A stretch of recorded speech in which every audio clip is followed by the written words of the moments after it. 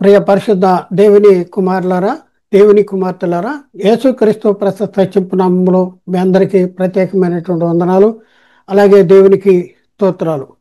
ప్రియులారా, ఒక ప్రత్యేక అంశం ద్వారా మరొకసారి మీ చేరువలోనికి రావడానికి దేవుడు మాకు ఇచ్చిన ఈ గొప్ప ఆధిక్యతను బట్టి దేవునికి కృతజ్ఞతాస్తుతులు చెల్లిస్తున్నా.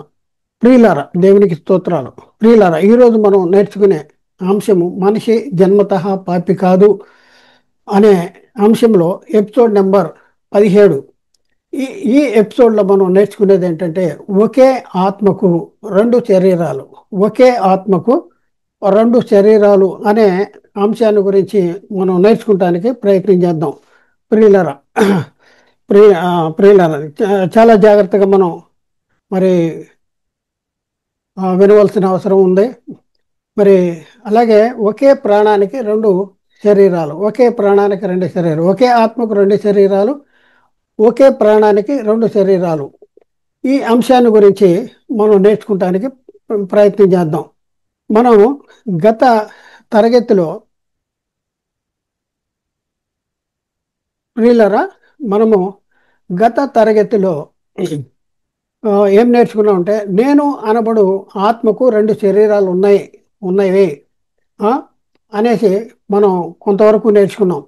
అయితే ప్రియులరా, మరి ఇక్కడ మనం పరిశీలన చేస్తే బొంత నిజమేనా అంటే ఒకే ఆత్మకు రెండు శరీరాలు ఉన్నాయి అనేది నిజమేనా అంటే బైబిల్ చెప్తే మనం నమ్మాలి. అయితే దేవుడు ప్రకృతిలోనే ఒక పురుగుకి అంటే ఒక గొంగళ పురుగు, ఒక పురుగుకి మరి మరి ఒకే ప్రాణము రెండు శరీరాలు ధరించుకున్నట్లుగా మనం చూస్తూ ఉన్నాం. బొంత పురుగు మీకు తెలుసా?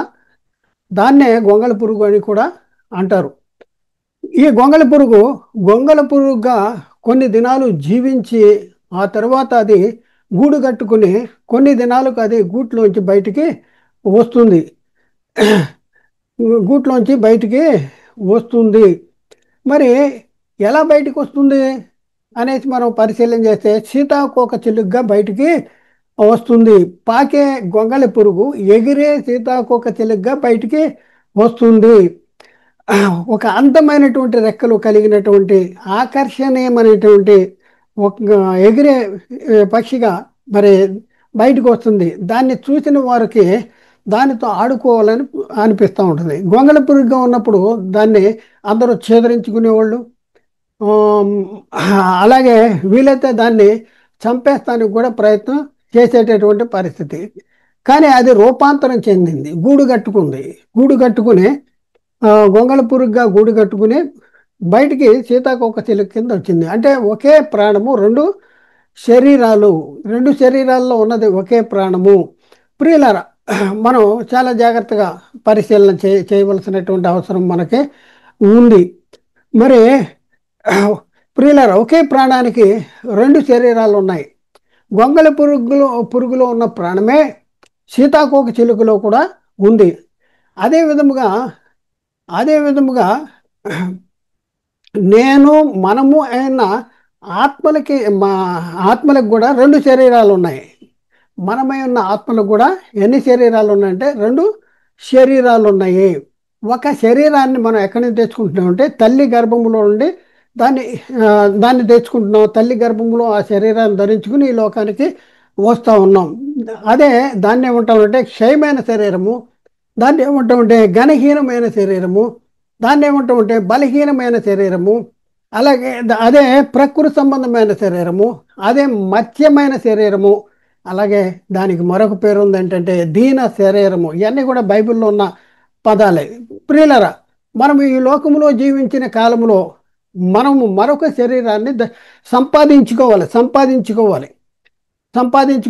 అవసరం ఉంది. ఈ లోకంలో చనిపోక మునుపు ఒక శరీరాన్ని సంపాదించుకోవలసినటువంటి అవసరం మనకి ఉంది అనేసి మనం గుర్తించవలసినటువంటి అవసరం మనకి ఉంది. ఈ శరీరము ఏ శరీరము అది అంటే ఈ శరీరము అక్షయమైన శరీరము. ఈ శరీరం ఎలాంటిదంటే మహిమ కలిగినటువంటి శరీరము. ఈ శరీరం ఎలాంటిదంటే బలమైన శరీరము, అలాగే ఆత్మ సంబంధమైన శరీరము. ప్రియులరా, చాలా జాగ్రత్తగా పరిశీలన చేయవలసిన అవసరం ఉంది. అక్షయమైన శరీరాన్ని సిద్ధపరిచింది ఎవరు అంటే, అక్షయమైన శరీరాన్ని సిద్ధపరిచింది కూడా తండ్రి అయిన దేవుడే. ఈ క్షయమైన శరీరాన్ని కూడా సిద్ధపరిచింది తండ్రి అయిన దేవుడే. అలాగే అక్షయమైన శరీరాన్ని కూడా సిద్ధపరిచింది దేవుడే అనేసి మనం గుర్తించగలం. బైబిల్ చెప్తా ఉంది. బైబిల్లో రాయబడిన సంగతులను మనం పరిశీలన చేస్తే మనకి చాలా స్పష్టంగా అర్థమవుద్ది. అయితే ఈ సంగతిని గురించి లేఖనము ఏం చెప్తా ఉంది, లేఖనాన్ని పరిశీలన చేద్దాం. అపోస్తలుడైన పౌలు కొరింథీకి రాసినటువంటి మొదటి పత్రికలో 15వ అధ్యాయంలో 44వ వచనంలో అక్కడ చాలా చాలా స్పష్టంగా తెలియపరిచాడు. ఒకే ఆత్మకు రెండు శరీరాలు అనేసి ఈ వచనంలో మనం చాలా స్పష్టంగా గుర్తించగలం. ప్రియులారా, 44వ వచనం, ప్రకృతి సంబంధమైన శరీరముగా విత్తబడి ఆత్మ సంబంధమైన శరీరముగా లేపబడును అని చెప్పి, ప్రకృతి సంబంధమైన శరీరము ఉన్నది గనుక ఆత్మ సంబంధమైన శరీరం కూడా ఉన్నది అనేసి చెప్తా ఉన్నాడు. మనం ఈ ప్రకృతి సంబంధమైన శరీరం ఉంది అనేసి మనం నమ్ముతున్నామంటే నమ్మాలి. ఎందుకంటే మనం ఆ శరీరాన్ని, నేను అనే ఆత్మ శరీరాన్ని ధరించుకుని ఈ లోకంలో జీవిస్తున్నటువంటి పరిస్థితి. అలాగే ఇది ఉంది గనక ఆత్మ సంబంధమైన శరీరం కూడా ఉంది అనేసి మనం గుర్తించాలి. అయితే ప్రకృతి సంబంధమైన శరీరం మరి ఈ లోకంలో జీవించటానికి, అది దేనికోసం అంటే ఈ లోకంలో జీవించడానికి. మరి ఆత్మ సంబంధమైన శరీరం దేనికోసం అంటే, ఆత్మ సంబంధమైన శరీరం పరలోకంలో జీవించటానికి అనేసి మనం గుర్తించాలి. బైబిల్ చెప్తుంది ప్రకృతి సంబంధమైన శరీరము ఎంతకాలం ఉంటుందంటే కొంతకాలమే ఉంటుంది.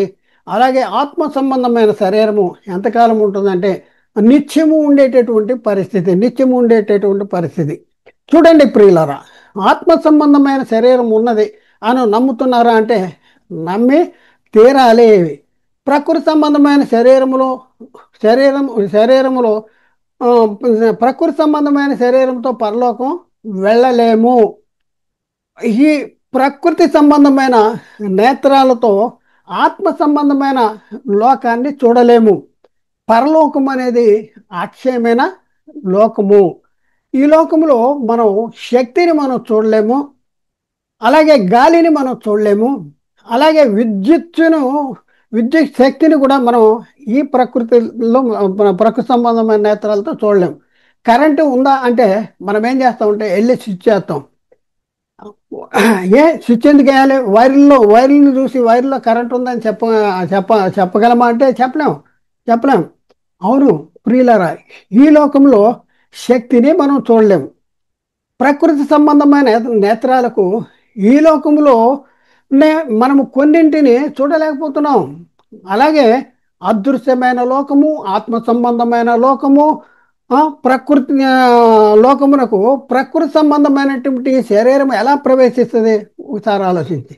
అందుకనే ఈ శరీరాన్ని విడిచిన తర్వాత ఈ ఆత్మకి ఏం కావాలంటే, పరలోకం వెళ్ళాలంటే ఆత్మ సంబంధమైన శరీరం కావలసినటువంటి అవసరం ఉంది. బైబిల్ చాలా స్పష్టంగా చెప్తుంది. ఏంటంటే రక్త మాంసములు దేవుని రాజ్యమును స్వతంత్రించుకున్న నేరవు. రక్త మాంసాలు దేవుని రాజ్యాన్ని స్వతంత్రించుకున్నారు. శైత అక్షయతను స్వతంత్రించుకునేరదు అంటాడు. శైత చూద్దాం ప్రియులారా, పరలోకం వెళ్ళాలంటే రక్త మాంసములు దేవుని రాజ్యమును స్వతంత్రించుకున్న నేరవు, శైత అక్షయతను స్వతంత్రించుకున్న నేరదు. రక్త మాంసములు దేవుని రాజ్యమును స్వతంత్రించుకునేరవు, క్షయిత అక్షయతను స్వతంత్రించుకునేరవు. పరలోకం వెళ్ళాలంటే అక్షయ శరీరం కావాలి. క్షయమైన ఈ శరీరము అక్షయ శరీరంగా మార్పు చెందాలి. మనము మార్పు చెందుదము అనేసి లేఖనాలు రాయబడింది. చూద్దాం ప్రియులారా, పౌలు గారు కొరింథీకి రాసిన మొదటి పత్రిక 15వ అధ్యాయంలో 50 నుండి 52 వచనాలు మనం చూద్దాం. 50 నుండి 52 వచనాలు. అక్కడ రాయబడిన మాటను మనం పరిశీలన చేస్తే, సహోదరులారా, నేను చెప్పినది ఏమనగా, రక్త మాంసములు దేవుని రాజ్యమును స్వతంత్రించుకున్న నేరవు, క్షయిత అక్షయతను స్వతంత్రించుకున్న నేరదు అనేసి పౌలు గారు చెప్తా ఉన్నాడు. అపోస్తలుడైన పౌలు గారు కొరింథీకి రాసిన మొదటి పత్రికలో ఆయన రాస్తున్న సంగతి ఏంటంటే, సహోదరులారా, నేను చెప్పునిదేమనగా, రక్త మాంసములు దేవుని రాజ్యమును స్వతంత్రించుకొన నేరవు, క్షయిత అక్షయతను స్వతంత్రించుకొన నేరదు అనేసి చెప్తా ఉన్నాడు. మరొక మరొక వచనం చూద్దాం, 51వ వచనం. ఇదిగో మీకు ఒక మర్మమును తెలుపుతున్నాను. మనమందరమును నిద్రించము గాని నిమిషములో ఒక రెప్పపాటున కడబూర మోగ్గానే మనమందరమును మార్పు పొందుదుము అని చెప్పుకుంటూ వచ్చి 52వ వచనంలో బూర మోగును, అప్పుడు మృతులు అక్షయులుగా లేపబడుదురు, మనము మార్పు చెందుదుము. మ బూర మోగును, మృతులు అక్షయులుగా లేపబడతారు. అంతకు మునుపు చనిపోయి నిద్రించి నీతిమంతులు పరదేశంలో ఉన్నారే, వాళ్ళు అక్షయాలుగా లేపబడతారంట. మనము మార్పు చెందుదము. ఏ ఈ శరీరం ఏ శరీరంగా మార్చబడుతుంది అంటే అక్షయ శరీరంగా మార్చబడేటటువంటి పరిస్థితి. అందుకనే 53వ వచనం, 1 కొరింథీ పత్రిక 15వ అధ్యాయం 53వ వచనం. క్షయమైన ఈ శరీరము అక్షయతను స్వతంత్రించుకొనవలసి ఉన్నది, మర్త్యమైన ఈ శరీరము అమర్త్యతను స్వతంత్రించుకొనవలసి ఉన్నది అనేసి అక్కడ రాశాడు. 54వ వచనం. ఈ క్షయమైనది అక్షయతను ధరించుకున్నప్పుడు, ఈ మర్త్యమైనది అమర్త్యతను ధరించుకున్నప్పుడు విజయమందు మరణము బడెను అని వ్రాయబడిన వాక్యము నెరవేరును. చూడండి, అక్షయతను స్వతంత్రించుకున్నప్పుడు ఏం జరుగుతుందంటే, ఈ మత్స్యమైనది అమర్త్యతను స్వతంత్రించుకున్నప్పుడు ఏమవుతుందంట, విజయమందు మరణము మింగివేయబడింది. అంటే ఆ శరీరానికి, అక్షయ శరీరానికి, మరి అమర్త్యమైన శరీరానికి మరణం అనేది ఉండదు. విజయమందు మరణము మింగివేయము. మరణము అంటే ఆ శరీరాన్ని ధరించుకున్న తర్వాత, మార్పు చెందిన తర్వాత మనము నరకానికి మాత్రం వెళ్ళేటటువంటి పరిస్థితి ఉండదు. మరణము మింగివేయబడింది. ఏ మరణము? రెండవ మరణం ఉండదేక. విజయమందు మరణము మింగివేయబడిన అనే వాక్యము నెరవేరుద్ది. ప్రియులరా, మరొక సంగతి మనం నేర్చుకుందాం. ఈ అక్షయ శరీరము ఎక్కడుంది, మరి ఎవరి చేత కట్టబడుతుంది? ఇది మనం తెలుసుకోవాల్సిన అవసరం ఉంది. మనకు అవసరం కదా అది. ఈ అక్షయ శరీరం మనం ధరించుకుంటేనే, మనం మార్పు చెందితేనే మనము పరలోకం వెళ్ళగలం. విజయం ముందు మరణం అనేది మింగివేయబడాలంటే ఈ శరీరం, క్షయమైన ఈ శరీరం అక్షయ శరీరంగా మార్చబడాలి. అయితే ఇప్పుడు మనకు ఒక సమస్య ఏంటంటే, మనం తెలుసుకోవాల్సింది ఏంటంటే, ఈ అక్షయ శరీరం అనేది ఎక్కడ ఉంది, ఎవరి చేత కట్టబడుతుంది, ఇది మనం తెలుసుకోవాల్సిన అవసరం ఉంది. అక్షయ శరీరము పరలోకం వెళ్ళాలంటే మనకు అక్షయ శరీరం కావాలి.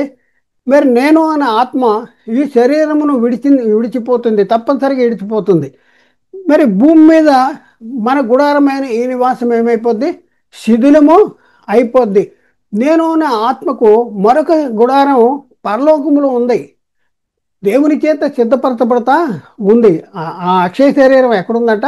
పరలోకంలో ఉందంట. అది ఎవరి చేత సిద్ధపరచబడతా ఉందంటే దేవుని చేత సిద్ధపరచబడతా ఉండదు. ఎవరి కోసం సిద్ధపరచబడుద్ది? ఎవరైతే యేసుక్రీస్తుని రక్షకుడు, దేవుని కుమారుడు, ప్రభువు, యేసుక్రీస్తు రక్తంలో నా పాపాలు క్షమించబడినాయి, ఆయన నా కోసం సిలువలో బలైపోయాడు అనేసి సువార్తను విని విశ్వసించి మారు మనసు పొంది పశ్చాత్తాపడి యేసుక్రీస్తు నామములో బాప్తిజం పొంది వారు రక్షణలోనికి ప్రవేశించి వారు చనిపోయే వరకు కూడా ఆ భయంతో ఉడకతో రక్షణను కొనసాగించే వారు ఎవరైతే ఉంటారో వారి కోసము దేవుడు పరలోకంలో మరొక శరీరాన్ని సిద్ధపరుస్తూ ఉన్నాడు. దేవుని చేత కట్టబడుతుంది అనేసి బైబిల్ చెప్తా ఉంది. ప్రియులారా, మనం చూద్దాం వచనం ఎక్కడుంది, ఈ సంగతులు బైబిల్లో ఎక్కడున్నాయి, ఇది మనం తెలుసుకోవాల్సిన అవసరం ఉంది. అపోస్తలుడైన పౌలు కొరింథీకి రాసిన 2వ పత్రికలో 5వ అధ్యాయంలో 1 నుంచి 5 వచనాలు మనం పరిశీలన చేస్తే అక్కడ రాయబడిన మాట ఏంటంటే, భూమి మీద నున్న మన గుడారమైన ఈ నివాసం. ఇదేంటంటే గుడారం, మన గుడారం. మన అంటే నేను అనే ఆత్మకి గుడారం, ఒక గుడారాన్ని ధరింపజేశాడు దేవుడు. ఆదాము అనే ఆత్మకి ఒక గుడారాన్ని ధరింపజేశాడు. నేను అనే ఆత్మకు ఒక గుడారం ధరించుకున్నాను. అందుకని ఇక్కడ అంటాడు, భూమి మీద ఉన్న మన గుడారమైన ఈ నివాసము శిథిలమైపోద్ది. ఇది శిథిలమైపోయేది. అయితే శిథిలమైపోతే ఏం జరుగుతుందంటే, చేతి పని కాక దేవుని చేత కట్టబడినది నిత్యమైన నివాసము పరలోకమందు మనకున్నదని ఎరుగుదుము అంటాడు. చేతి పని కాక అంటాడు. ఎవరి చేతి పని కాక? మనుషుల చేతి పని కాక. మనుషుల చేతి, దేవునిచే కట్టబడుతుంది. చేతి పని కాక దేవుని చేత కట్టబడినది నిత్యమైన నివాసము ఎక్కడుందంట? పరలోకములో మనకున్నదని ఎరుగుదుము అనేసి అక్కడ చెప్తాడు. ఇంకేం చెప్తున్నాడు? మనము దిగంబరులము గాక వస్త్రము ధరించుకున్న వారముగా కనబడదుము కాబట్టి పరలోకము నుండి వచ్చు ఆ గుడారాన్ని దీనిపై ధరింపని అపేక్షించుకొనుచు దీనిలో మూలుగుతున్నాము.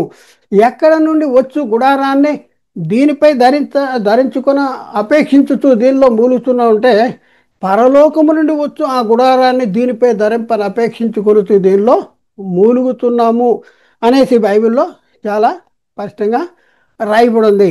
ప్రియులరా, మన గుడారం ఎక్కడి నుంచి వస్తుందంట? మన గుడారం ఈ శిథిలమైపోతే నిత్యమైన నివాసము, నిత్యమైన గుడారం ఎక్కడి నుంచి వస్తుందంటే పరలోకం నుండి వస్తుంది అనేసి అక్కడ రాయబడింది. 3వ వచనంలో కొరింథీయులకు రాసిన పౌలు కొరింథీయులకు రాసిన 5వ అధ్యాయం 3వ వచనంలో ఈ గుడారంలో ఉన్న మనము భారము మోసుకుంటూ మూలుగుతున్నాము. అంటే భారం ఈ గుడారంలో ఉన్నంతకాలం ఒక భారం అనమాట. ఇది ఈ గుడారాన్ని విడిచిపెట్టాలి. మన మన ఆలోచన ఏంటంటే ఈ గుడారాన్ని రక్షణ పొందిన తర్వాత, రక్షణలో కొనసాగుతున్న తర్వాత ఈ గుడారాన్ని, ఈ శరీరాన్ని విడిచిపెట్టేటటువంటి పరిస్థితి. అందుకని ఇక్కడ అంటాడు భారము మోసుకొనుతూ మూలుగుతున్నాం అనేసి చెప్తున్నటువంటి పరిస్థితి. 4వ వచనం, ఇది తీసివేయబడవలనని కాదు కానీ మర్త్యమైనది జీవము చేత మిరింగివేయబడినట్లు ఆ నివాసమును దీనిపై ధరింపని అపేక్షించుకొనుచు దీనిపై ధరింపని అపేక్షించగోరుతున్నాము అంటాడు. ఆ నివాసాన్ని దీనిపై అపేక్షించుకుని ఏ గుడారము అంటే పైనుండి వచ్చు గుడారం. ఇది ఏ గుడారం అంటే మర్త్యమైనది. మరి ఏ గుడారం కావాలి? అమర్త్యమైన గుడారం కావాలి. అందుకనే ఇక్కడ ఆ గుడారాన్ని దీనిపై ధరింపని గోరుతున్నామంటాడు. మరి దీని నిమిత్తం ఎవరు సిద్ధపరుస్తారంటే, దీని నిమిత్తము మనలను సిద్ధపరచువాడు దేవుడే. దేవుడు మనల్ని సిద్ధపరుస్తూ ఉంటాడు. మా తన వాక్యం ద్వారా మనల్ని నడిపిస్తూ ఉంటాడు. మరియు ఆయన తన ఆత్మను సంచకరమును మనకు అనుగ్రహించాడు. ప్రియులరా, చాలా జాగ్రత్తగా మనం పరిశీలన చేయాలి. నిత్యమైన నివాసము ఎక్కడుందంటే పరలోకముందున్నదని ఎరుగుదుము. ఇది మనకు తెలుసా లేదా అనేది ఈరోజు ప్రశ్న. ఈ ఈ ఈ మత్స్యమైన నివాసంలో, క్షయమైన గుడారంలో, క్షయమైన శరీరం ధరించుకొని జీవిస్తున్నటువంటి నీవు తెలుసుకోవలసింది ఏంటంటే, నీకు ఒక గుడారము దేవుని చేత కట్టబడుతుంది, నిత్యమైన నివాసము పరలోకములో ఉంది అని గుర్తించాలి. క్రైస్తవులు గుర్తించవలసింది ఏంటంటే, నాకు ఒక గుడారాన్ని నా తండ్రి అక్కడ కడుతున్నాడు. ఈ గుడారంలో నీ విడిచిపెట్టిన తర్వాత పరదేశికి వెళ్ళి ఆ తర్వాత యేసుక్రీస్తు రెండవసారి వచ్చినప్పుడు మృతులు అక్షయాలుగా లేపబడే పరిస్థితుల్లో అప్పుడు అక్షయాలుగా లేపబడతాము అనేసి గుర్తించాలి. అదే యేసుక్రీస్తు మనం బతికుండంగానే వస్తే మనము మార్పు చెందేటటువంటి పరిస్థితి ఉంది. అయితే మనకు ఒక గుడారం పరలోకంలో ఉంది అనే సంగతి మీరు ఎప్పుడైనా గుర్తించారా? ఇలాంటి బోధ మనం వింటున్నాము. మనం ఈ శరీరం నుండి నేను, నా ఆత్మ, నువ్వు, నేను, మనము అనే ఆత్మలు ఈ శరీరం నుండి బయటికి వెళ్ళే లోపే ఆ గుడారాన్ని సంపాదించుకోవాలి. అది మన తక్షణ కర్తవ్యము. ప్రియులరా, మరి ఈ నిత్యమైన నివాసం ఎక్కడ ఉంది అనేసి మన ప్రియులు గుర్తిస్తున్నారు. ఎక్కడి నుంచి వెలుగుస్తుందంట? ఆత్మ సంబంధమైన శరీరం ఎక్కడి నుంచి వెలుగుస్తాయని చెప్తున్నారు. శ్మశానానికి వెళ్ళి సమాధికి పూజ చేసి పూలు తల్లి మరి కొవ్వొత్తులు వెలిగించి సమాధికి మొక్కుతూ ఉన్నారు. ఎందుకు మొక్కుతూ ఉన్నారు అంటే ప్రశ్న, ఎవరు చెప్పారు మీకు శరీరము సమాధిలో ఉందని? అంటే వాళ్ళు ఏదైతే పాతి పెట్టారో ఆ పాతి పెట్టిన శరీరం అక్కడే ఉంటుంది, యేసుక్రీస్తు రెండోసారి వచ్చినప్పుడు అదే తిరిగి లెగుస్తుంది అనేసి ఒక భ్రమలో ఉన్నారు. బైబిల్ చాలా చక్కగా చెప్తుంది. అందులో ఏముండవు. ఎవరు చెప్పారు మీకు శరీరం సమాధిలో ఉంటుందని? ఎవరు చెప్పారు? బైబిల్ చెప్తుందా అంటే బైబిల్ చెప్పట్లేదు ప్రియులరా. మరి ఎంత పిచ్చి పని చేస్తున్నటువంటి పరిస్థితి మరి సాతాను మన జీవితాల్లో కల్పిస్తున్నాడు భయంకరమైనటువంటి భ్రష్టత్వము. దేవునికి వ్యతిరేకంగా తిరుగుబాటు చేసేటటువంటి పరిస్థితి సాతాను మన జీవితాల్లో జరిగిస్తున్నటువంటి పరిస్థితి ప్రియులరా. నిజమేనంటే నిజమే, నిజమే. ఇది ఆదాము కాలము నుండి ఇలా మోసపుచ్చటం, సాతాను మోసపుచ్చటం అనేది ఆదాము కాలం నుండి కూడా జరుగుతూ ఉంది. అందుకని అపోస్తలుడైన ఆ, పౌలు చెప్తా ఉన్నాడు. పౌలు కొరింథీకి రాసిన ఆ 2వ పత్రికలో 11వ అధ్యాయము 2, 3 వచనాల్లో చాలా చక్కగా వారికి చెప్పాడు. దేవాసక్తితో మీడల ఆసక్తి కలిగి ఉన్నాను. ఎందుకనగా పవిత్రాలైన కన్యకగా ఒక్కడే పురుషునికి అనగా క్రీస్తునకు సమర్పింపవలనని మిమ్మును ప్రధానము చేసి తిని గానే సర్పము తన కుయుక్తి చేత అవ్వను మోసపరిచినట్లు మీ మనస్సులను చెరపబడి క్రీస్తు ఎడలున్న సరళత నుండి పవిత్రత నుండి ఎట్లయినను తొలగిపోవునేమో అని భయపడుతున్నా. పౌలు మొదటి శతాబ్దంలో కొరింథీ సంఘానికి రాస్తూ నేను భయపడుతున్నా అంటాడు. ఎందుకు భయపడుతున్నా అంట? సర్పము తన కుయుక్తి చేత అవ్వను మోసపరిచాడంట. ఇప్పుడున్న పరిస్థితుల్లో కూడా సర్పము అంటే అపవాది వాడి కుయుక్తి చేత మననే మోసపరుస్తున్నాడు మోసపరుస్తున్నాడు. శరీరాలు సమాధిలో ఉన్నాయి, సమాధిలో శరీరాలు ఉన్నాయి. యేసుక్రీస్తు వచ్చినప్పుడు సమాధిలో ఉన్నవారు ఆయన శబ్దం వింటారంట. సమాధిలో ఎవరన్నా ఉంటే కదా ఆయన శబ్దం వినటానికి, సమాధిలో ఉంటే కదా. ప్రియులారా, ఇప్పుడు కూడా ఆ మొదటి శతాబ్ద కాలంలో జరిగిన మోసమే ఇప్పుడు కూడా జరుగుతుంది. సాతాను తానే వెలుగుదూత వేషం ధరించుకుని ఉన్నాడు. వాని పరిచారకులకు నీతి పరిచారకుల వేషం ధరించిపజేసి ఉన్నాడు. వాని చేత బైబిల్ చదువుతూనే బైబిల్ చెప్పని సంగతుల్ని, అసత్యాన్ని మనకి బోధించేటటువంటి పరిస్థితి జరుగుతూ ఉంది. ప్రియులరా, ఈ ఎక్కడుంది మనమై ఉన్న ఆత్మకు? ఆత్మ సంబంధమైన శరీరం ఎక్కడుంది? ఎవరి చేత కట్టబడుతుంది ఈ ఆత్మ సంబంధమైన శరీరం? ఎవరి చేత కట్టబడుతుంది ఆత్మ సంబంధమైన శరీరం? ఎంతకాలం ఉంటుంది ఈ ఆత్మ సంబంధమైన శరీరం? ఒకసారి మనం తెలుసుకోవాల్సిన అవసరం ఉంది. ఈ ఆత్మ సంబంధమైన శరీరం ఎక్కడుందంటే పరలోకములో ఉంది. ఈ ఆత్మ సంబంధమైన శరీరము దేవుని చేత కట్టబడతా ఉంది. ఇప్పుడు మనము ధరించుకున్న ఈ శరీరము ఎవరి చేత కట్టబడింది అంటే దేవుని చేత కట్టబడింది. అది కూడా దేవుని చేత కట్టబడింది. దేవుడైన యెహోవా నేలమట్టినితో నరుని నిర్మించాడు. వాని నాసికారంధ్రాల్లో జీవవాయువు ఊదగా నరుడు జీవాత్మ అయ్యాడంట. నరుడు నిర్మించాడు. ఈ శరీరంలో చేయి విరిగితే చెక్క చేయ లేక ప్లాస్టిక్ చేయ లేక కృత్రిమ చేయని వేస్తారే కానీ ఒరిజినల్ చేయనే ఈ ఒరిజినల్ ఈ చెయ్యిని పెట్టలేరు. ఒరిజినల్ చేయని పెట్టలేరు. మరి ఆత్మ సంబంధమైన శరీరము ఎవరి చేత కట్టబడుతుందంటే అది కూడా దేవుని చేతే కట్టబడుతుంది. అది నిత్యమైన నివాసము. ఇప్పుడు మనము ధరించుకున్న ఈ నివాసము ఎంతకాలం ఉంటుంది? ఈ నివాసం ఎంతకాలం ఉంటుందంటే ఈ నివాసం కొద్ది కాలమే ఉంటుంది అనేసి బైబిల్ చెప్తా ఉంది. కీర్తనకారుడు 90వ కీర్తన 10వ వచనంలో మనం చూస్తే మా ఆయుష్కాలము 70 సంవత్సరములు, అధిక బలమున్న ఏళ్ల 80 సంవత్సరములు. ఆయనను వాటి వైభవము ఆయాసమే, దుఃఖమే. అది త్వరగా గతించిపోవును, మేము ఎగిరిపోవును. అది త్వరగా గతించిపోద్దంట. ఏది త్వరగా గతించిపోయేది? 70-80 సంవత్సరాలు ఉండే శరీరం త్వరగా గతించిపోద్ది. మేము ఎగిరిపోతూ ఉంటాం. ఎగిరిపోయేదేంటి? ఆత్మను గురించి చెప్తున్నాడు. మేము ఎగిరిపోతాము అంటాడు. అంటే మన ఆయుష్ ఎంత అంటే 70 సంవత్సరములు, అధిక బలం ఉన్నేళ్ళ 80 సంవత్సరములు. ఈ నివాసము కొద్ది కాలమే ఉంటుంది. అయితే నిత్యమైన నివాసం ఎక్కడుంది? ఈ నేను అనే ఆత్మకు నిత్యమైన నివాసం ఎక్కడుంది అని అంటే ఆ నిత్యమైన నివాసము పరలోకములో ఉన్నదని మనము ఎరుగుదుము అనేసి పౌలు ఆ రోజే చెప్పాడు. మరి ఇప్పుడు నీకు తెలుసా? దానికోసం ఏమైనా ఆలోచిస్తున్నావా? దానికోసం ఏమైనా ప్రయత్నం చేస్తున్నావా?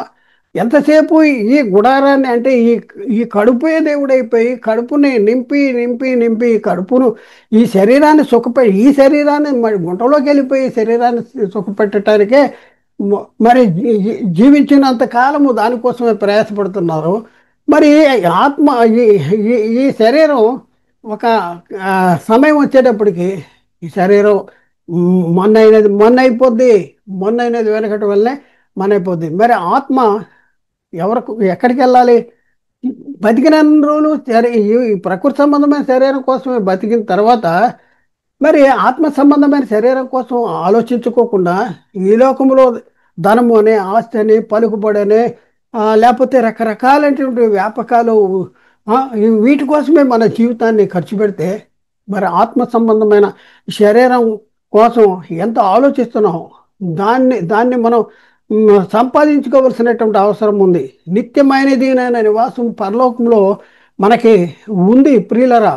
మనము దిగంబరులము గాక వస్త్రము ధరించుకున్న వారముగా కనబడదు కాబట్టి పరలోకము నుండి వచ్చు మన నివాసము, ఇక్కడ చాలా జాగ్రత్త, మన నివాసము దీనిపై ధరింపని అపేక్షించుకునుతూ దీనిలో మూలుగుతున్నాము అనేసి అక్కడ రాయబడింది.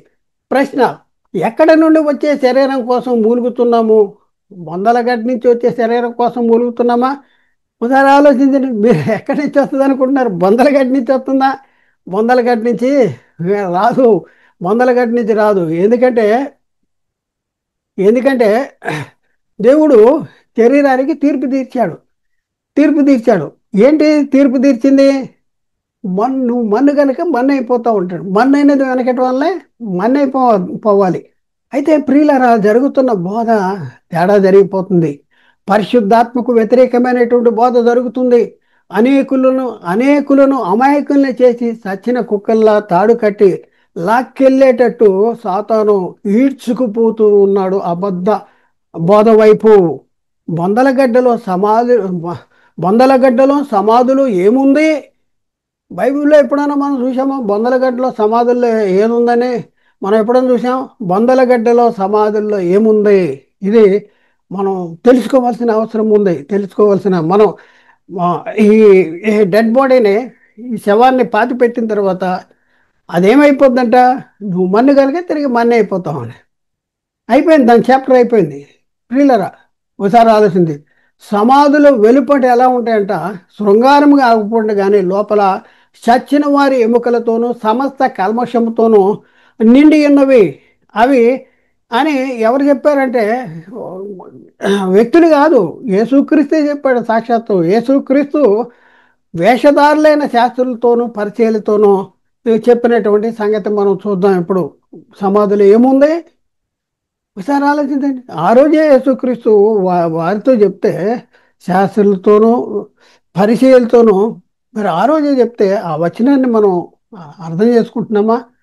ఇంకా ఆ సమాధిలో ఏదో ఉంది, ఎవరో ఉన్నారు, ఆ శరీరం ఉంటుంది, ఆ శరీరం తిరిగి లెగుస్తుంది, సమాధుల్లో ఉన్నవారు లెగుస్తారు అనేసి భ్రమలో ఉన్నటువంటి పరిస్థితి మనం చూస్తూ ఉన్నాం. ప్రియులరా, మరి సమాధిలో ఏముంటుందని యేసుక్రీస్తు చెప్పిన మాటలు మనం చూద్దాం.